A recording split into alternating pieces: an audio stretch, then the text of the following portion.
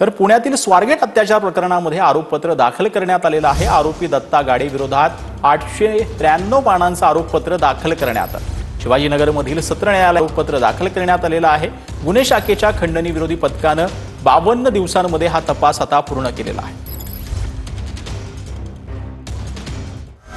पीडिता फलटणला जाण्यासाठी बसची वाट पाहत असताना आरोपी दत्ता गाडेनं फसवून बसमध्ये नेलं। आरोपी गाडेनं पीडितेला जबरदस्ती सीटवर ढकललं। पीडिता वाचवा म्हणत जोरात ओरडली, पण बसचे दरवाजे बंद असल्यानं आवाज बाहेर गेला नाही। आरोपी गाडेनं तोंड दाबून जबरदस्ती पीडितेवर लैंगिक आणि अनैसर्गिक अत्याचार केले।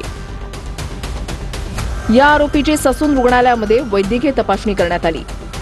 आरोपीच्या जीमेलची गुगल सर्च हिस्ट्री तपासण्यात आली, ज्यात आरोपी वारंवार पॉर्न व्हिडिओ पाहत असल्याचं निष्पन्न झालं। आरोपी गाडे आणि पीडिता यांच्या डीएनए तपासणीचे अहवाल प्राप्त झाले।